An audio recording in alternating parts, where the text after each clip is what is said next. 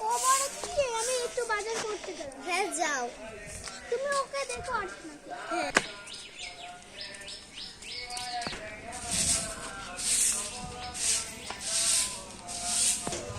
ও দিদি একটা কথা বলতে মনে নেই কিন্তু গোল মতো মানুষ যেরকম কাপড় পরে ওরকম পরা আছে কিন্তু কাউকে দেখা যাচ্ছে না। ও মনে কাউরি এসো তুমি দেখে যাও না। চল গিয়ে আমরা কিটকিট খেলতে যাই আমতলায়।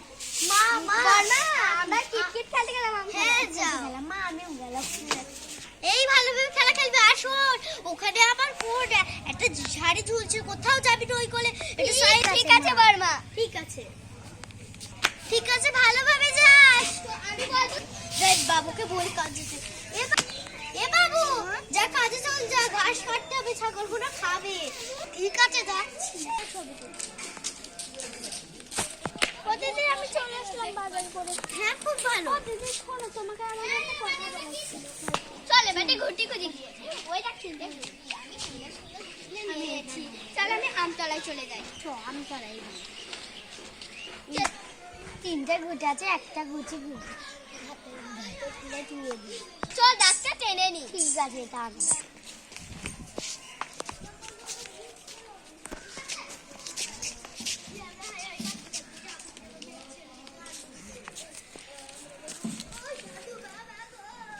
এবার ভেতর দিয়ে ডাক্তার টেনে নি।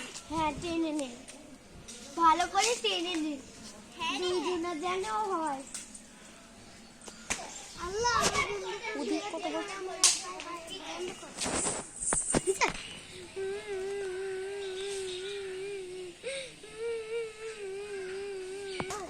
মায়া গাছের ওপর এরকম আয়া করে কে কাটছে রে? কি জানি কে কাটছে, কে কে জানে সাদা শাড়ি পরে ওখানে ঝুলছে। ওটা আবার কি? আমাকে তোমরা হাল নেবে? তোমার গালগুলো কাটা কাটা। তুমি কে? তুমি তো মানুষের মতন না। হ্যাঁ তুমি কে গো? আমাকে তোমরা চিনতে পারবে না। এবার তাহলে তুমি গাছ থেকে নামো, তোমার সঙ্গে আমরা খেলা করব। ঠিক আছে আমি নামছি। এই ওনার গুটিটা নিয়ে আয়। সেখানে চলে তোমরা আমার হাত ধরো, কি করে খেলবো? এইটা গুটিটা নাও। এবার তুমি এইখানটায় গুটিটা দাঁড়াও। ফেলো। এইখানটায় গুটিটা ফেল। পিঠা বলো। পিঠা। এবার পা দিয়ে কিটকিট বলতে বলতে ওইদিকে গুটিটা সরিয়ে এইটা দাও। এরকমই সরিয়ে এইভাবে? দাও। হ্যাঁ। Kit kit kit kit kit kit kit kit kit দিয়ে ভোগের ঘরে লাফ মারবে।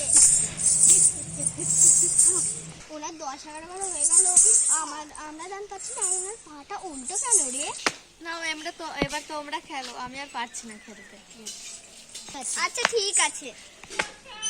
আমি আবার কাল আসবো, আমি বাড়ি চলে গেলাম। ঠিক আছে কালকে আবার আবার আসবে। আসবা। তোমার কাপড়টা নেটাচ্ছে।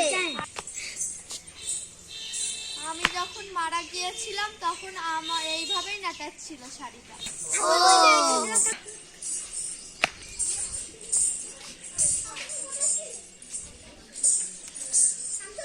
এখনই ছিল, এখনই অদৃশ্য হয়ে গেল। ওখানে দেখবে ও কি ও কাজ করছে যে। উম্মা আমার ওখানে একটা মেয়ে বসে আছে, আমার বোনটা ওখানে আছে। উম্মা তুমি কাঁদছো কেন? কেঁদো না, ওঠো। কেঁদো না, ওঠো। উম্মা ওটা তো একটা পেট।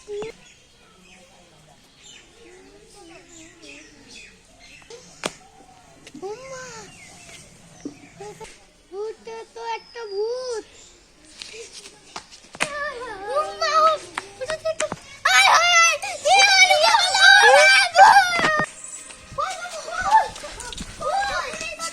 ওই বাবু কই কোথায় আছো? ওই দেখো না একটা মেয়ে।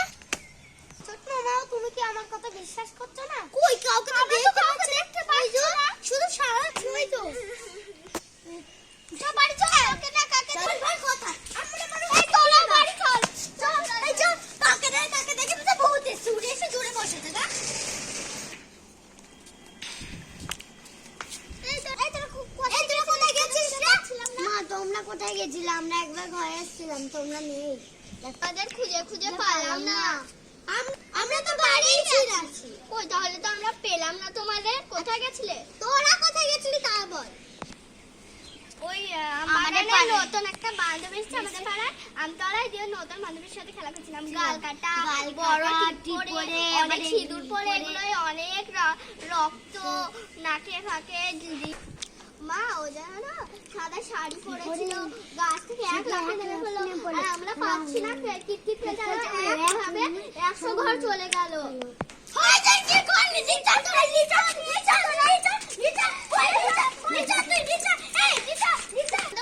তুমি একটু দেখা দাও না তোরা আবার আসি কেন? আবার তুই তোর বড় মা ছোট মা সব কটা সবাইকে নিয়ে এসছিস, তোর ভাইকেও নিয়ে এসছিস। তুমি কি করে জানলে বান্ধবী আমি সব জানি। তুমি কি কোথায় থেকে জানলে সে কথা বলা যাবে না। আর একটু দেখা দাও না আমার মা বাবারা বিশ্বাস করছে না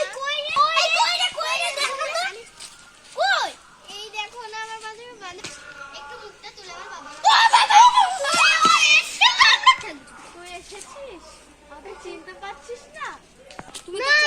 চিনতে পারছি না আমি তোর সোনালি। বান্ধবী তুই আবার চলে এসেছিস কি তোমার ঘটনাটা বলো তো ওটা বলা যাবে না। কি ঘটনা বলো প্লিজ বান্ধবী জানো আমি সবাই মিলে বন্ধু বান্ধব ছিলাম, দিয়ে ওরা আমাকে একদিন আমি একটু ওদের মেরেছিলাম বলে তার জন্য ওরাও আমাকে মেরে ফেলেছিল।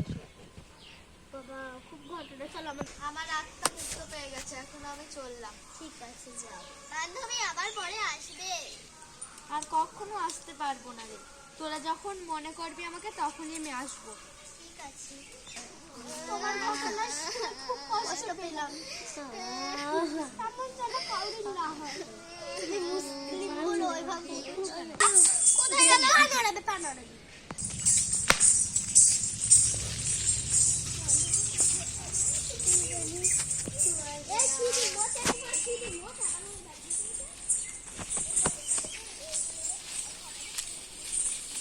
বল আমাদের